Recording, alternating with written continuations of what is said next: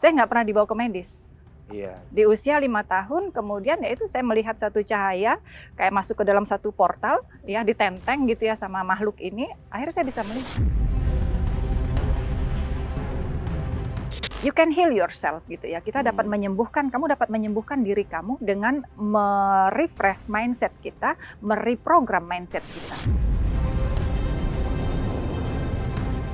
Air ini kan ketika kita bacakan doa gitu ya, kita afirmasikan, ini menjadi powerful. Jadi energi cahaya yang powerful yang bisa menyembuhkan. Tapi bukan magic kan yang Enggak, bedanya. jadi everything is energy gitu, segala sesuatu. Doanya sesuai agamanya agama masing-masing.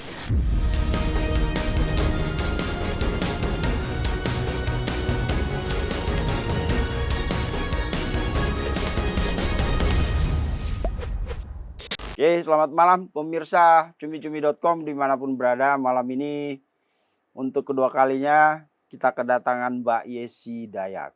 Iya. Kalau Terima kali kasih. lalu kita ngomong tentang Arya Daru, Betul. nerawang-nerawang gitu ya Mbak. Iya.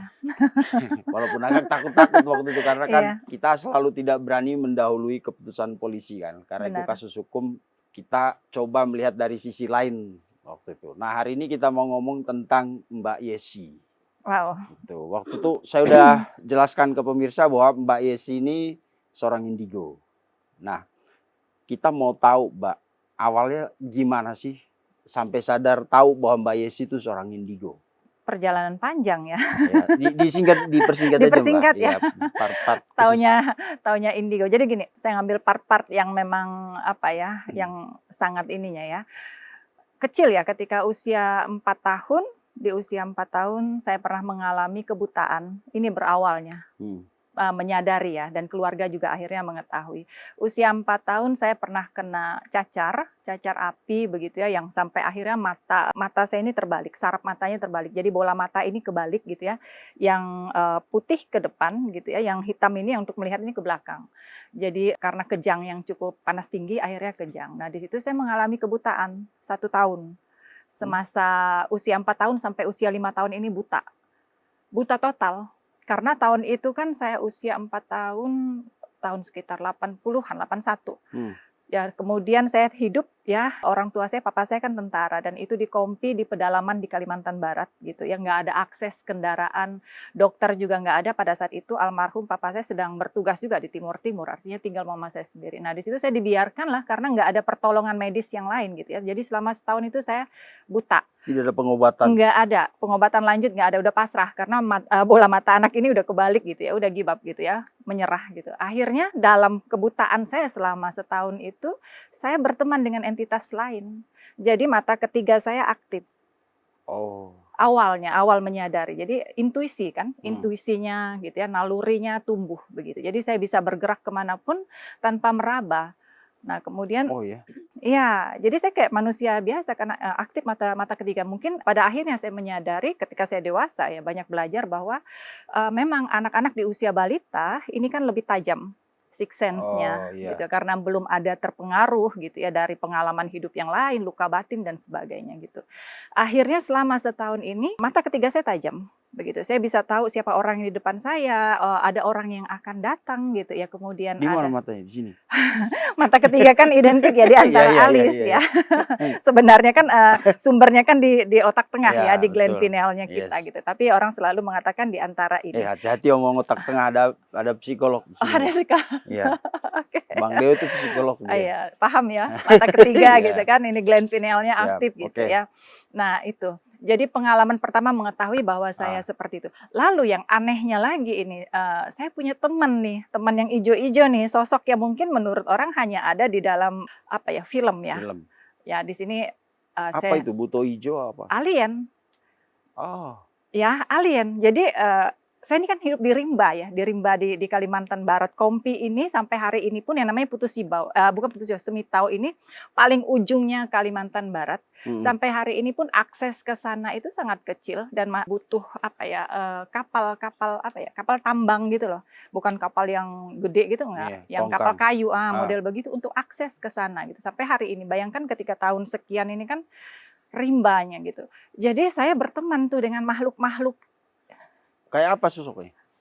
makhluk hijau, tapi dia ini kalau saya lihat dia jenisnya yang kecil ya, bukan yang tinggi. Ada ini kan yang sebenarnya akhirnya saya mengenal nih beberapa itemnya mereka ini gitu ya. Nah di sini mungkin kalau saya berbicara begini orang akan menyangka bahwa ini Halu. halusinasi Hmm. gitu ya. Tapi ini realita dan inilah yang menyembuhkan saya juga sampai akhirnya mata saya bisa melihat.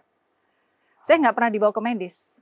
Iya. Di usia 5 tahun kemudian ya itu saya melihat satu cahaya kayak masuk ke dalam satu portal ya ditenteng gitu ya sama makhluk ini, akhirnya saya bisa melihat. Dan hari itu udah tiba-tiba mata saya satu keajaiban gitu, mata saya terbalik dan saya bisa melihat tanpa ada pengobatan medis. Ini awal. Kenapa Mbak bilang alien? Bukannya kan di Kalimantan tuh banyak mitos tentang Banyak sosok-sosok bunian gitu ya. ya gitu. Beda jenis, kalau bunian saya tahu persis. Karena leluhur saya sendiri kan ini dari kaum itu juga. Kalau dari mama saya gitu ya, saya mengenal bentuk itu gitu. Ada beberapa jenis yang saya ketahui dan pada akhirnya pun saya sebut alien karena kan masyarakat modern pun mengetahui sosok ini gitu ya. Dengan bentuk yang mata besar ini, warna agak kehijauan ini, tangannya panjang, kakinya panjang dengan bentuk seperti sendok begitu ya. Nah, ini kan namanya alien. Dalam Begitu. setahun itu relasi komunikasinya seperti Setiap apa? hari saya bermain dengan makhluk ini. Dia yang mengajarkan saya tentang alam semesta, tentang hal-hal past life-nya saya, seperti saya pernah hidup di masa lampau, itu saya dibawa. Ini di usia 4 tahun. Begitu. Nah ini ketika saya ceritakan ke orang tua saya, ini mereka anggap saya gila gitu. Selama setahun itu? Iya selama setahun. Jadi main apa aja itu Mbak? Petak umpet atau iya, anak kecil? jadi kadang saya pergi ke satu tempat, ke hutan begitu, tapi saya bisa pulang sendiri. Karena di belakang Kompi ini kan tempat yang angker juga gitu, hutan rimba. Dan saya ini di pinggir Sungai Kapuas kan. Di pinggir Sungai Kapuas. Saya umur 4 tahun itu, saya nggak pernah diajarkan berenang gitu ya, dan saya langsung bisa nyemplung berenang sendiri di Sungai Kapuas. Karena letak Kompi ini persis di pesisir ya, di pesisir Sungai Kapuas. Tidak bisa melihat tapi bisa kemana-mana? Bisa. Saya bisa main seperti anak-anak lain begitu. Jadi orang-orang kampung Mbak itu nggak percaya kalau Mbak Yes ya, itu... mata saya hanya putih aja kan. Jadi kalau orang lihat kan agak serem tuh kan, matanya putih yang terbalik ke depan begitu kan serem nih. Jadi kayak makhluk aneh juga gitu. Saya ditakutin juga oleh anak-anak lain. Jadi saya bermain sendiri. Oke. Gitu. Nah setelah setahun itu kemudian bisa melihat kan masuk dalam lingkaran cahaya. Apa yang terjadi di situ Mbak? Dalam lingkaran cahaya itu. Jadi yang saya lihat di situ ya, ketika ini dalam saya main ya, pergi main begitu ya, dan dia ajak saya. Jadi kayak ayo kita ke tempat rumah saya gitu ya. Bahasanya dia ayo ke tempat saya. Ya udah saya ngikutin kayak ditenteng begitu. Nah, kayak apa rumah tempat tinggalnya? Jadi saya masuki kayak satu lorong cahaya yang lebih terang gitu ya. Itu yang sepertinya menyinari mata saya. Akhirnya begitu saya masuk ke lorong itu, ya dalam asumsi saya anak kecil pada saat itu saya melihat gitu loh. Saya melihat bahwa oh ya gitu, tapi saya belum sadar bahwa saya bisa melihat. Situ seperti situasi alam lain ya, dimensi lain, ya seperti di gambarannya ini planet lain begitu, bukan seperti di bumi situasinya. Mereka punya kayak starship begitu dan ini sangat modern sekali. Mereka punya kecepatan ruang dan waktu nggak ada seperti pola manusia ini, nggak ada. Semua serba modern. Hampir mirip seperti yang digambarkan di beberapa film gitu. Cuma mereka lebih kecepatan ruang dan waktunya sangat cepat. Mereka punya telekinesis begitu. Telekinesis. Iya. Nah, lalu setelah itu langsung kembali normal? Kembali normal. Reaksi orang tua? Nah, mama saya pada saat itu kan mama saya hanya histeris gitu ya. Terus saya diambilkan beberapa benda gitu, ditunjukin ini apa? Saya bisa menjawab. Ya udah thanks God gitu, tanpa ada melakukan suatu tindakan medis di era itu gitu ya, dan itu sangat jauh dari Pontianak pun jauh. Kalau ke Pontianak pada saat itu harus sekitar 4 hari 4 malam naik kapal kayu itu untuk ke sana. Iya. Gitu ya. Orang kampung apa reaksi mereka ketika lihat kok bisa? Ya bilang itu mujizat, keajaiban. Karena nggak ada pengobatan, saya nggak ada minum obat, saya tidak ada menggunakan herbal, jadi udah pasrah. Orang tua saya, papa saya pun tidak tahu pada saat saya mengalami itu karena masih tugas di Timur. Ya, jadi waktu itu nggak ada telepon, surat menyurat nggak ada, beliaunya di rimba juga gitu kan. Jadi itu suatu keajaiban yang inilah membuka mata ketiga. Awalnya dari situ. Awalnya, cerita awal ya. Ngeri kali, dari kecil udah bergaul sama alien ya. Iya. Kita nyari-nyari alien sekarang yang nggak mana ketemu. gitu ya. Oke. Lalu fase berikutnya apa Mbak yang menurut dalam perjalanan Mbak sebagai indigo itu merasa bahwa oh ini kayaknya fase saya berikutnya setelah tadi dibuat penglihatannya sampai tidak bisa melihat apa-apa, kemudian balik lagi, lalu selanjutnya apa itu? Ya sebagai anak kecil ya, pada saat itu kan umur 5 tahun gitu ya, saya nggak berpikir jauh. Jadi saya nggak sadar bahwa saya ini ada punya kemampuan, itu nggak sadar. Hanya saja saya dibesarkan di lingkungan suku Dayak. Kakek nenek saya ini kan dari kedua belah pihak orang tua Mistik saya. banget ya. Iya, dukun gitu ya, Hmm. panglima perang gitu ya. Jadi saya akrab sekali dengan yang namanya ilmu hitam gitu ya, pengobatan-pengobatan gitu. Kemudian nenek saya, kakek saya ini masih agama Keharingan. Jadi Agama bukan, aslinya orang Dayak, ya, jadi kayak suku kejawen Dayak. ya, kejawen Ya. gitu ya. Nah ini saya lebih tertarik, interest gitu loh. Anak sekecil itu saya Katolik gitu ya, dibesarkan dalam tradisi Katolik. Cuma saya tidak ada ketertarikan dengan, mohon maaf gitu ya. Saya tahu ini agama gitu ya, saya mengerti tata ibadah dan sebagainya. Hanya saja jiwa saya lebih terpanggil untuk kegiatan-kegiatan yang old soul, jiwa tua begitu ya. Misalnya saya harus Semedi. ya bermeditasi, saya kembali ke alam, nggak bermain dengan anak-anak seusia saya gitu. Saya lebih tertarik dengan ilmu pengobatan, mengenal hal-hal yang alam begitu ya, dari leluhur saya gitu. Budaya-budaya saya lebih tertarik ke hal itu gitu. Nah, di sini ketika saya berangkat dewasa, orang tua saya kan pindah ini ke satu kabupaten gitu Iya. ya. Saya SMP sampai SMA. Nah, di sini terjadi gitu ya penolakan dari dalam diri saya. Sebagai remaja ini kan anak-anak remaja ada denial gitu ya. Saya merasa kok saya aneh. Orang lain tidak melihat tapi saya kok melihat gitu. Apa yang dilihat? Misal nih tante saya meninggal. Saya melihat gitu loh sosoknya dia, rohnya dia ada di dalam di ruangan itu masih berjalan-jalan begitu, saya melihat. Nah, ini ketika mulut saya tidak mampu ngerem ini kan bikin orang heboh gitu, orang lari, orang menganggap bahwa itu hantu, padahal saya sendiri tidak pernah menganggap ada hantu. Sampai hari ini, hantu apa itu yang orang bilang katakan, "Oh, ngeri ya ada hantu," gitu. Saya nggak menganggap itu hantu, tapi itu spirit, rohnya gitu. Karena kita semua ini kan punya roh. Jadi setelah Gitu. itu punya kan tadi tiba-tiba bisa melihat. Jadi setelah remaja itu punya kemampuan apa lagi Mbak sebagai orang indigo?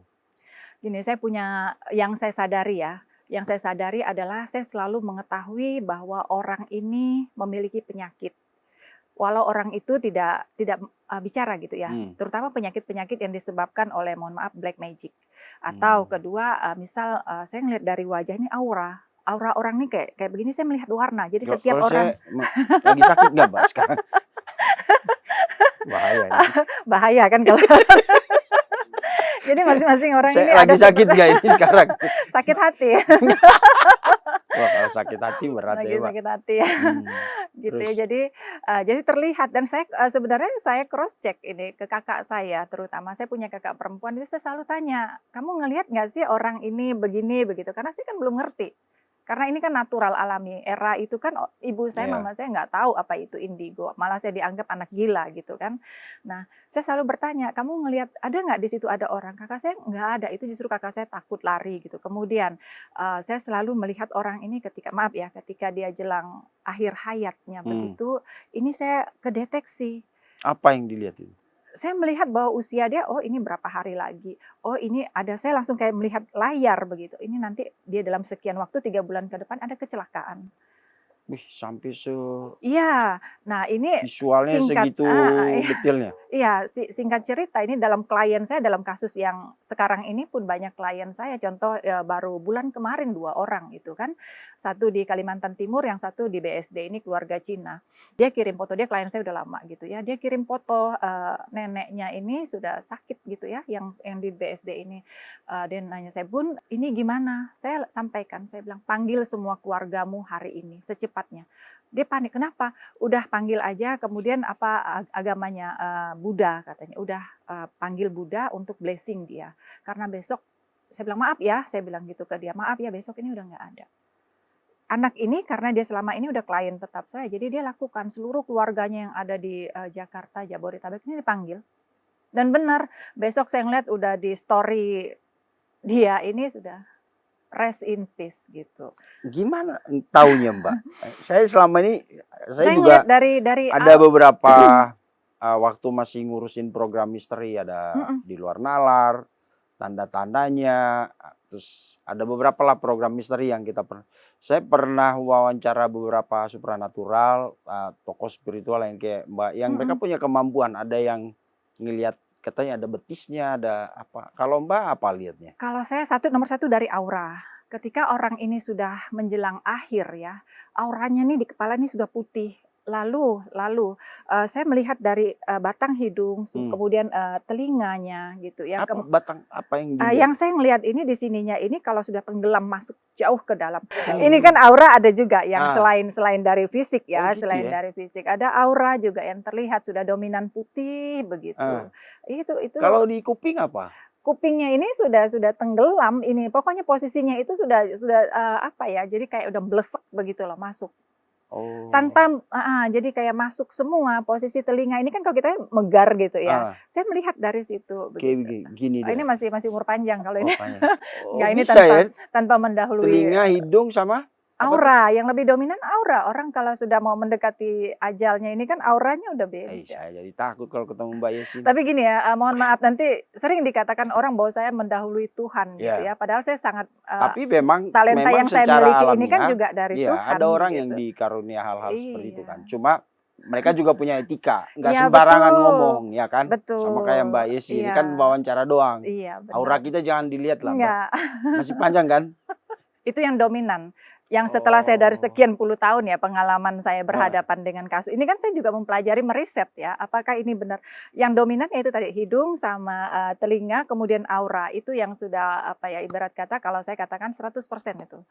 Kalau yang lain kan ada juga tanda-tanda lain gitu ya. Ini enggak terlalu saya ini. Tapi kalau saya 3 patokan itu dan yang dominan aura nggak bisa bohong. Kalau mata ada? Dari mata saya nggak menanda, pasti dari hidung dan telinga dan auranya dia. Kok bisa di hidung ya? Apa karena ini beda di mata saya itu beda begitu ya. Jadi tulang hidung ini kan kalau normal walaupun pesek gitu ya, nggak seperti itu. Jadi ketika jadi kayak masuk yang kayak tengkorak itu ya. Jadi kayak patah ada potongan belanja jadi kayak masuk ke dalam begitu. Itu yang apa namanya? Yang orang-orang lain susah untuk melihat ya. Kalau kita cuma lihat orang sakit kan kadang-kadang perubahan kulit.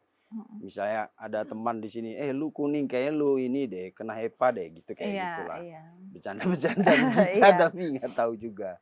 Nah, lalu kan Mbak ini jadi banyak nanganin klien kan. Iya. Ada kejadian menarik, bukan menarik sih. Kejadian luar biasa apa yang paling susah dilupakan itu ketika ngadepin klien? Klien yang berkesan ya, salah satu aja ya. Ini klien saya dari Surabaya pada tahun 2016 sampai 2018. Dia harus cuci darah, ginjal. Karena ginjal sudah stadium akhir, seminggu itu harus 3 kali cuci darah.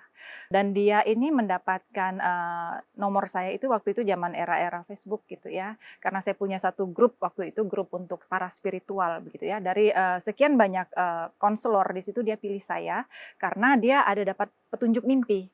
Sementara dia ini perempuan. Dia ini sebenarnya sudah diisyaratkan oleh dokternya ini bahwa maaf ya nyawanya sudah tinggal sekitar berapa bulan lagi gitu ya, nggak akan habis sampai akhir tahun ini begitu. Kemudian dia dari kita ini konselor waktu itu ada sekitar 6 orang gitu ya, spiritual Indonesia ini. Kemudian dia milih saya tanya pertama karena saya pikir aduh ini penyakit berat gitu ya. Orang yang sudah di hari akhir gitu ya, apakah dia butuh bimbingan rohani atau spiritual gitu. Dia bilang, kakak saya ini dapat mimpi petunjuk. Jauh sebelum saya kenal kakak lewat Facebook gitu ya. Kemudian begitu dia lihat, loh kok orang ini sesuai dengan yang di dalam mimpinya. Singkat kata gitu ya, dia minta bagaimana caranya aku sembuh kak. Karena dalam mimpi saya kakak nyembuhin saya. Ini kan beban. Ini orang yang secara medis jelas ini medis, mungkin kalau penyakit santet dan sebagainya kita bisa tangani gitu kan dengan cara juga menggunakan. Ini vonis dokter ini. Iya, ini vonis dokter udah dalam seminggu 3 kali cuci darah begitu. Kemudian inilah awalnya saya bagaimana cara untuk nge-brainwash seseorang bahwa itu tadi ya semua ini ternyata adalah dari pikiran kita. you can heal yourself gitu ya. Kita dapat Hmm. menyembuhkan, kamu dapat menyembuhkan diri kamu dengan merefresh mindset kita, mereprogram mindset kita. Jadi yang pertama saya lakukan di minggu pertama ini adalah saya minta dia untuk menerima dulu. Menerima bahwa penyakit ini bukan musuhmu gitu ya. Kamu nggak perlu takut, kamu tidak perlu untuk membenci. Ini pun juga sebenarnya saya sendiri tanpa ada seperti apa ya, nggak tahu nih harus digimanakan. Hanya dengan tuntunan spirit guide gitu, dengan guardian angel itu menuntun gitu. Saya hanya berdoa karena saya belum pernah menangani kasus ini seperti ini. Nah kemudian saya seperti dituntun gitu ya. Dalam perjalanan waktu saya bilang kamu harus berdamai dulu, kemudian terima penyakit ini. Bahwa ini bukan musuhmu, tidak perlu kamu takutkan, anggapkan ini seperti flu biasa. Dan ini akhirnya dalam case-case berikutnya sampai hari ini pun saya menerapkan pola yang sama dan memang thanks God juga selalu sembuh begitu. Berawal dari kasus ini. Sembuh tadi orang itu? Sembuh. Jadi akhirnya setelah dia berdamai, dia menerima. Saya minta dia untuk ajak bicara ginjalnya, kemudian menggunakan air. Air ini kan ketika kita bacakan doa gitu ya, kita afirmasikan, ini menjadi powerful. Jadi energi cahaya yang powerful yang bisa menyembuhkan. Tapi bukan magic kan yang Enggak, didoain? jadi everything is energy gitu. Segala sesuatu. Doanya sesuai Agamanya agama masing-masing. masing-masing. Di sini bagaimana kita mereprogram mindset-nya dia bahwa ini bukan penyakit berbahaya. Kemudian pola makan juga. Selain pola mindset, pola makan juga. Di sini saya sampaikan ke dia untuk makan makanan organik. Kemudian saya waktu itu tes dia, kamu berani nggak? Kamu tidak melawan, ini yang namanya melawan metrik ya. Metrik ini adalah sesuatu yang sudah terprogram, bahwa dokter mengatakan kamu sudah divonis sekian, berani nggak kamu melawan metrik ini? Begitu ya, melawan hukum alam yang ada di bumi ini. Saya bilang, berani nggak kamu tidak cuci darah minggu depan, tapi kamu menggunakan power dalam diri kamu ini untuk mengatakan bahwa ini penyakit biasa, saya tanpa cuci darah juga, ini mindset dia benar-benar harus. Metafisik udah itu main. Iya, kekuatan pikiran gitu ya. Dia berani. Karena dia hanya berdasarkan tuntunan dari mimpinya itu saya. Dia bilang berani. Nah, di minggu pertama dia ini hanya mengurangi dari yang ritmenya 3 kali menjadi 2 kali. Dia tidak cuci darah. Kemudian ini anak ya, ketika dia ini kan sudah mengalami gagal ginjal ini selama 7 tahun, rambut itu sudah sampai lipatan kaki panjang, dia biarkan panjang. Hari itu ketika dia tidak cuci darah, dia pergi ke salon. Karena saya sarankan kamu lakukan sesuatu yang membuat kamu happy. Bahagiakan diri kamu. Dan dia potong rambut itu segini. Dia kirim foto ke saya. Wow, saya bilang aura kamu berubah gitu ya. Ini ada tanda-tanda kesembuhan gitu. Saya juga semangat gitu ya. Lalu di minggu kedua, dia sendiri yang ngasih challenge ke dirinya. Kak, saya berani untuk mengurangi. Saya tidak cuci darah. Saya bilang gini, kamu yakin? Saya sendiri agak nggak yakin gitu. Karena ini secara medis ada recordnya gitu kan. Dia bilang saya yakin, saya sembuh. Dan dia memang belajar meditasi. Ada saya ajarkan meditasi dengan memang ini untuk penyembuhan ya, karena saraf manusia ini kan ada di atas lidah ya, di atas lidahnya kita, langit-langit lidah itu kan saraf. Nah dengan cara melipat lidah ke belakang ke arah di sini, lipatkan ke sana sambil meditasi. Nah ini cara penyembuhan juga, begitu. Kemudian saya arahkan dia untuk seluruh cakra ya, kita cakra mahkota sampai cakra dasar ini dia harus lihat bahwa itu ada cahaya mengalir gitu ya dalam tubuhnya. Buka cakranya juga saya lakukan begitu. Ini juga bagian dari pemulihan. Nah dia harus sering-sering juga berkomunikasi dengan area tubuhnya yang sakit, karena ini kan hidup semua, organ tubuh kita ini kan hidup semua. Ya ketika seorang anak yang tantrum ya, analoginya ketika anak yang tantrum gitu ya, kita kan nggak boleh ngelawan dia gitu, nggak boleh memusuhi dia, nggak boleh bersikap kasar sama dia. Jadi sakit yang dari tubuh kita ini kita analogikan anak yang tantrum. Harus sayangi dia, self love gitu ya, cintai, kasihi dia, maka dia juga akan surut kok, akan reda. Ditambah juga dengan kita pola gaya hidup, cara makan dan sebagainya.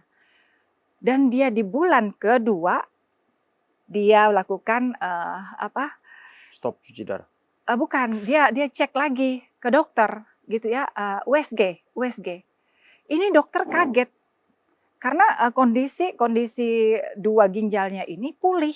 Yang tadinya kan udah menyusut, mengerut begitu ya. Ini tumbuh, mekar lagi begitu. Kamu minum herbal apa? Enggak ada. Saya hanya melakukan beberapa itu tadi secara spiritual. Tidak ada magic, dia bilang. Saya hanya by tuntunan gitu ya, dengan ada mentor saya di Jakarta dan dia di Surabaya. Di bulan ketiga dia benar-benar clear. Sampai sekarang. Sampai sekarang masih hidup. Luar biasa. Dan dia bisa punya anak kedua bahkan. Sempat waktu itu dia sempat ada problem. Nah ini ketika emosi down gitu ya, ini kan energinya drop. Ketika dia sudah dinyatakan dia tidak lagi cuci darah, dia sempat drop gitu ya, emosi dia naik, dia masuk ICU sempat. Di situ saya sempat panik. Jadi kita ini segala sesuatu ini dengan desain otaknya kita ini ya. Ketika kita dalam kepanikan kita kan gagal fokus gitu ya. Nah ketika panik segala sesuatu ini akan runtuh lagi yang sudah dia bangun itu. Gitu. Sempat. Cuma waktu itu suaminya saya minta telepon dekatkan dengan telinganya dia dan di situ dia sadar lagi. Jadi saya panggil, saya kasih energi gitu ya dari suara gitu ya. Nah ini dia sadar lagi pada saat itu. Dari situ akhirnya pulih. Nah ini jadi kayak apa ya, semacam ya kelinci percobaan gitu ya. Bahwa saya tidak pernah menangani kasus seperti ini, tapi di sini Tuhan memberikan saya gitu. Bahwa kamu harus, jadi semua yang saat ini ya, ketika saya menangani klien saya setelah berpuluh tahun, ini sebenarnya bukan saya belajar dari siapapun. Jadi justru orang itu datang kepada saya seperti memberi challenge. Lalu saya berdoa, meditasi, Tuhan gitu ya, malaikat penjagaku, spirit guide-ku tuntun saya bagaimana saya menangani orang ini. Karena dia datang kepada saya adalah atas arahan dari Engkau, begitu ya, dari Tuhan, dari semesta, begitu kan, menggerakkan dia kepada kita. Nah, dengan case by case begini, akhirnya saya mendapat ilmu. Bukan dari saya berguru ke siapa-siapa, tidak. Justru dengan orang-orang yang datang, pengalaman gitu ya. Seperti itu. Banyak. Okay. Nah, berarti gak ada gitu ya Mbak pengobatan yang kita bawa air terus dicelupin batu atau air apa bekas basuh kaki itu kan enggak ya? Jadi gini, pemahamannya sebenar begini. Kita pahami bahwa segala sesuatu ini energi. Yes. Ya kan, everything is energy. Di alam semesta ini energi. Kita menggunakan hukum alam, ya. Ada terjadi polaritas, ada tarik menarik, energi kan segala. Di tubuh kita ini atom semua begitu. Sebenarnya ketika kita bisa memanfaatkan segala sesuatunya sebagai medium, ya, untuk gitu ya, untuk apa ini? Misal kayak batu ini kan energinya luar biasa. Asal kita tahu apakah energinya ini positif, bisa menggunakan untuk sesuai dengan auranya nggak nih pakai. Kan tidak semua nih, misalnya batu akik apa gitu ya. Dengan Bro Vincent apakah cocok atau enggak kan tidak juga, harus dilihat dulu gitu kan. Batu akik itu saya jadi ingat dulu. Tapi di sini ketika sudah masuk ke ranah seperti supra gitu ya, paranormal, ini sering cenderung digunakan untuk seperti bersarangnya entitas lain, jin dan sebagainya. Padahal segala sesuatu ya di alam semesta ini kan sudah memiliki energi positif masing-masing.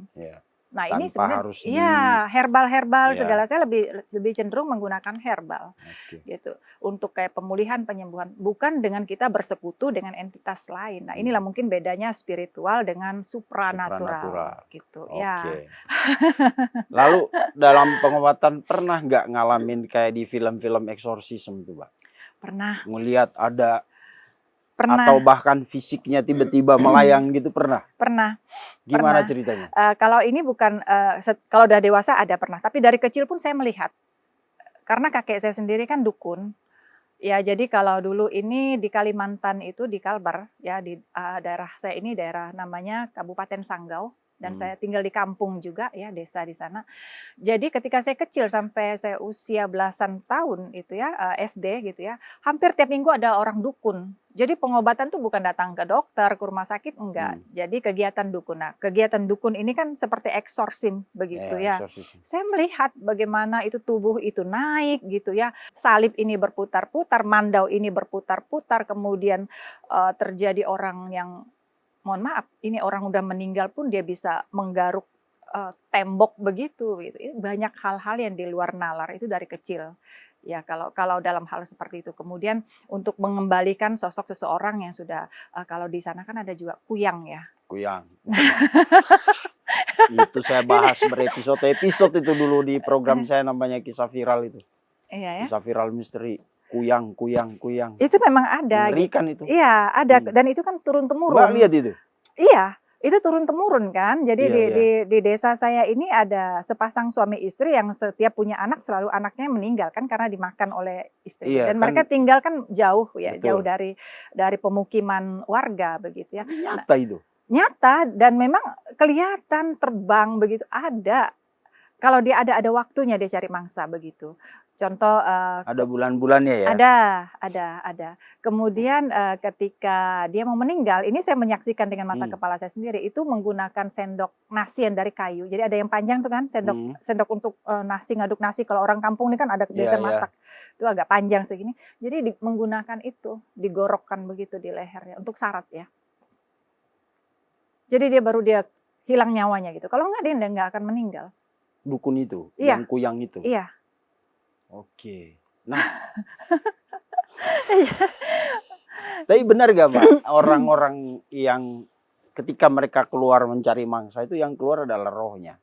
Fisiknya tetap, misalnya saya nih dukun yang bisa nyari tumbal, yang pergi melanglang buana itu berburu itu roh. Gini. Fisiknya ada tetap di sini di rumah. Jadi gitu. mereka ini kan bersekutu, artinya kan bersekutu dengan entitas gelap ya, entitas lain gitu kan, jin atau apa sebangsa itu kan, ketika dia harus mencari mangsa tumbal begitu ya. Nah kalau untuk jenis kuyang, ini kan dia lepas dari lehernya ini bawa ususnya. Percaya nggak percaya, tapi mata kepala emang saya. Gambarannya di cerita-cerita seperti itu. Mbak lihat itu? Lihat, bahkan saya terlalu mistis ya, hidup saya dari kecil ini cukup horor gitu. Mungkin orang melihat casing saya hari ini seperti ini cukup modern gitu ya. Dan saya sebenarnya kalau nggak mata kalau dulu kepala. Ikat kepala, terus apa gitu. Nenek saya sendiri kan telinganya sampai segini gitu ya, Dayak ya. Iya, tato penuh gitu ya, kan. penuh ya. Itu nenek saya kan, mereka masih hidup yang sangat ini, rumah panjang, rumah betang begitu. Jadi hari-hari hidupnya saya memang sangat ini. Terus kalau ada bayi meninggal digantung di pohon kayu, bukan dikubur gitu kan. Kita biasa main di tempat-tempat seperti itu gitu. Jadi kehidupan saya dari kecil itu sudah terbiasa. Ngelihat bola api, kalau sekarang orang bilang banaspati gitu ya, yang tongkat-tongkat gitu, kirim-kiriman, lagi maghrib main lewat, biasa. Hal yang lumrah gitu untuk anak-anak kampung ya di pedalaman Kalimantan Barat. Boleh dicek lah kalau ketemu orang Dayak gitu yang mereka berasal dari pedalaman gitu. Pasti itu hal yang udah biasa gitu. Pernah nggak lihat orang terdekat seperti yang Mbak bilang tadi, gue tahu nih dia mau selesai, mau game over gitu. Pernah nggak? Sering. Ini gimana rasanya perasaan Mbak? Baru 2 hari lalu kakak tertua dari papa saya, jadi tantenya saya yang tertua, meninggal. 2 hari yang lalu tepat. Jadi 3 hari sebelumnya sampai hari ini kan 2 hari yang lalu. Jadi 3 hari sebelum dia meninggal. Jadi gini, saya ini, nah itu tadi ya, mungkin ini namanya animal spirit ya. Jadi ada dari burung ya, kalau saya suara burung, kalau tanda orang terdekat. Jadi 3 malam berturut-turut gitu ya, di atas tempat atap rumah saya ini gitu ya, itu suara burung itu mutar. Saya udah feeling, ini ada orang terdekat saya yang akan meninggal, dan saya sudah tahu selalu muncul nih wajah tante saya. Besok paginya mama saya ngasih kabar. 2 hari yang lalu, dan kakak saya juga ngabarkan bahwa di sana, di Kalbar, di kampung, meninggal begitu. Jadi atau ketika sesuatu ada hal buruk mau terjadi, burung ini selalu bersuara gitu, dengan suara yang khas. Dan sebenarnya ini burung hanya ada di pedalaman Kalimantan Barat. Bahkan ketika dimanapun saya berada, saya di luar negeri, misal ada sesuatu hal yang naas terjadi, burung itu bisa ada di situ bersuara. Nah ini kan suatu miracle ya, keajaiban yang juga saya sangat bersyukur begitu ya. Mungkin kalau saya ceritakan ke orang awam, lu halu, enggak. Gitu. Enggak, ya susah memahami dimensi itu. Tapi ketika saya bersama dengan orang lain gitu, saya akan tanyakan ke mereka, kamu dengar nggak suara burung itu? Iya dengar. Cuma saya nggak akan mengatakan ke mereka bahwa ini tanda bahaya, alarm bahaya begitu ya. Saya hanya untuk ngetes apakah ini pendengaran saya atau memang dia mengikuti secara fisik dan orang awam pun bisa mengetahui begitu. Oke, terakhir Mbak, ada satu pertanyaan yang boleh dibilang part dramatis dan tragisnya seorang indigo. Mereka nggak bisa membaca nasibnya sendiri, benar itu?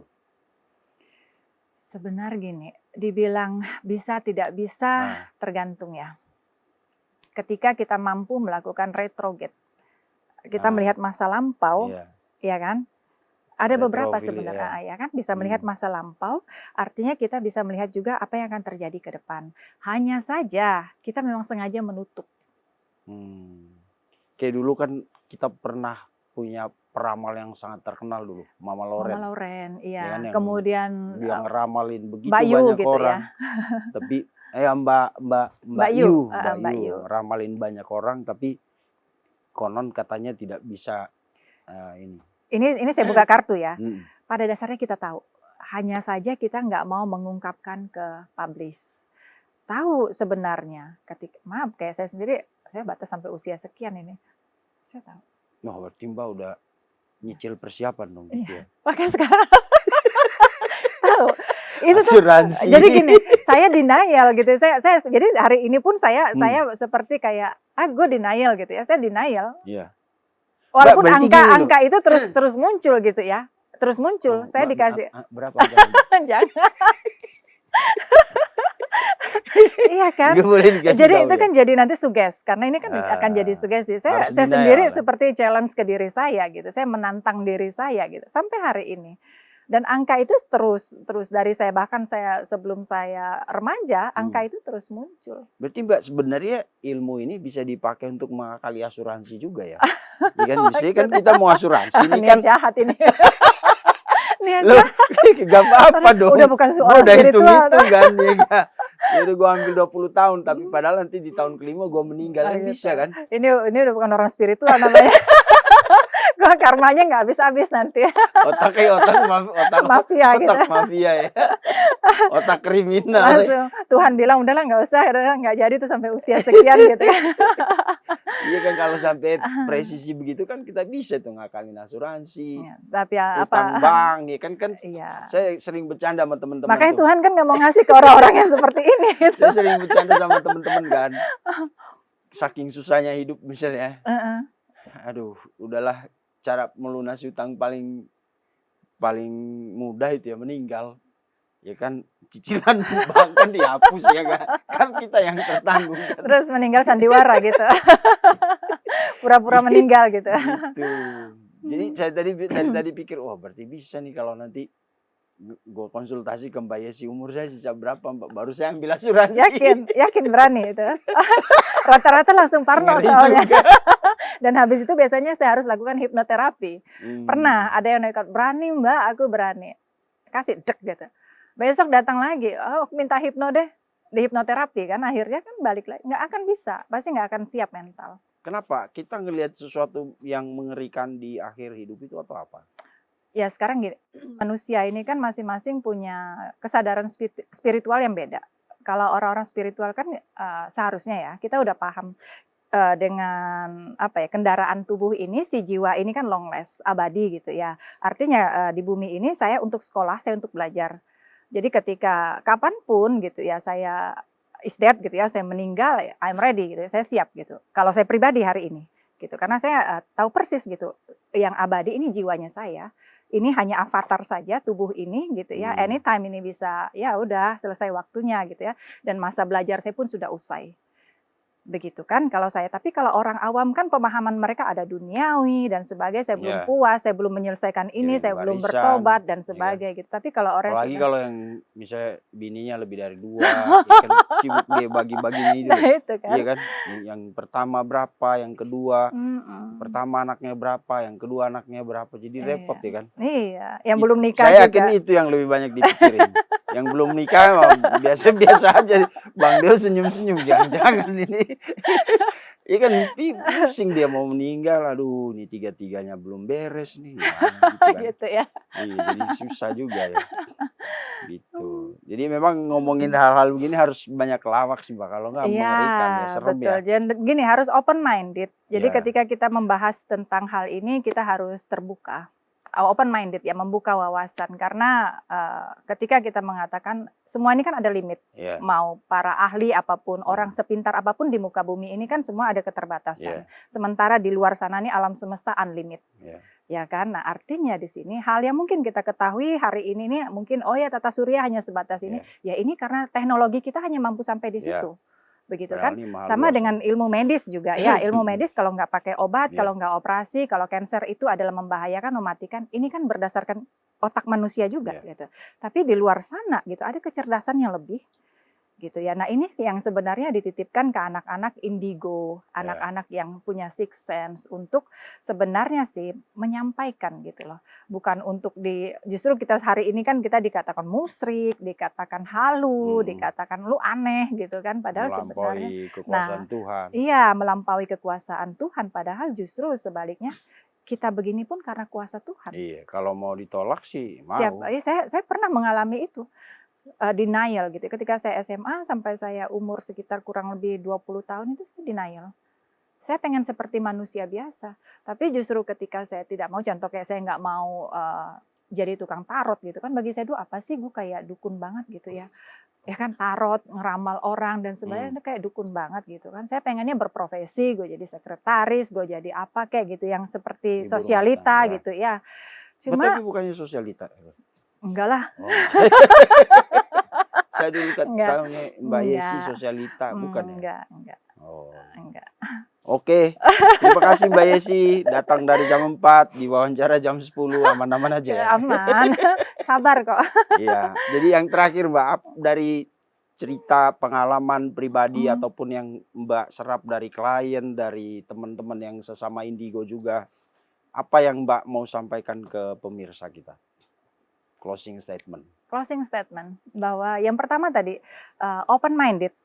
Kemudian kita beragama memang ya, tapi di sini di era hari ini terutama ya di 2025 kita bisa lihat ya, peperangan ada di mana-mana. Kondisi ekonomi saat ini juga tidak baik-baik saja. Kondisi politik ini kan berdampak juga ke emosi kita sebagai umat manusia.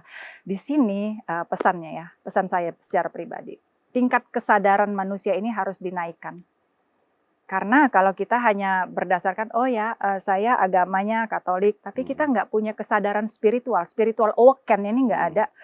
Ini akan chaos di era hantaman dunia saat ini yang sedang dalam kondisi, kita bisa lihat kan, ya orang susah cari pekerjaan, orang dalam kondisi susah cari uang, ada perang di mana-mana, ini terjadi yang namanya depresi.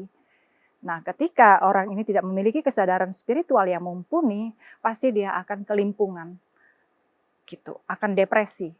Lihat aja hari ini kan banyak tindakan kriminal, ini kan dampak dari orang-orang, iya kan, bunuh diri dan sebagainya, iya gitu ya. Nah inilah kalau dari sisi spiritual gitu, bahwa ini nggak ada salahnya kita untuk meningkatkan kesadaran, mengenal jati diri kita, itu penting banget. Oke, terima kasih Demikian. Mbak. Ya pemirsa, itulah obrolan kita sama Mbak Yesi.